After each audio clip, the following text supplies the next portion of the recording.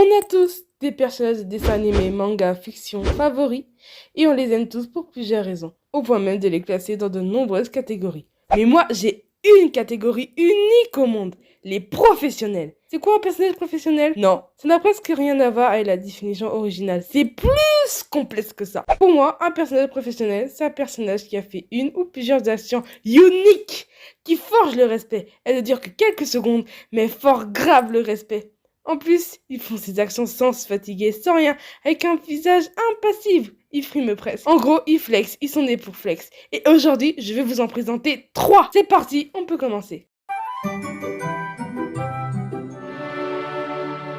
Numéro 3, Sun. Ah, on commence avec un personnage que seuls les adeptes de Tefu connaissent. Il vient de la super série d'animation Droners. Et dans les commentaires si vous voulez une vidéo sur cette série. Donc voilà le topo. Il y a une bagarre de nourriture dans ce qui semble être la seule restauration de l'île, déclenchée par accident comme toute bonne bataille de bouffe. Et au milieu de tout ce chaos, comme un ange radieux, un jour de printemps, Sun se tenait tout tranquille, tout chill, en train de se taper son meilleur saut de Romos tout en esquivant un sans problème. Et les yeux fermés, ce qui est plus impressionnant puisqu'il est aveugle. Il est beau, cool, charismatique. Malheureusement, il est en dernière position, car sa scène n'était pas assez poignante. Mais on peut dire qu'il est né pour flex. Numéro 2, Citronnelle.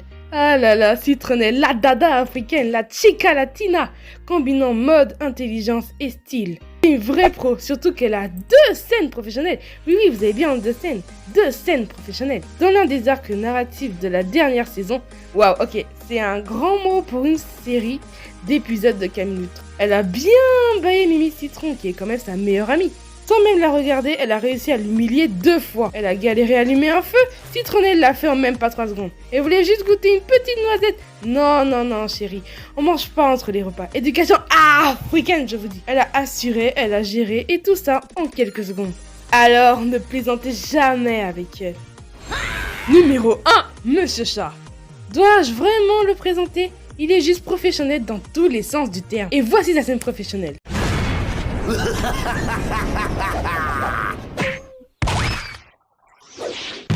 Plan B.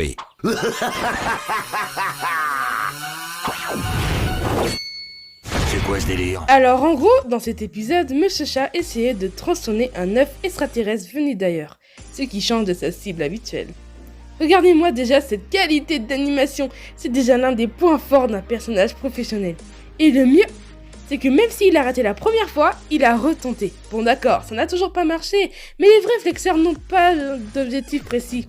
Et puis à la fin, il était happy, donc nous aussi on est happy. Non mais je suis désolée, il mérite d'être en number 1 avec cette scène. On peut trop faire un edit TikTok. Voilà, c'est la fin de cette vidéo, j'espère qu'elle vous aura plu. Ça m'a trop fait plaisir de faire ce nouveau format de vidéo. Et si elle atteint les 20 vues dans les 7 prochains jours, je vous ferai une partie 2. Likez et abonnez-vous.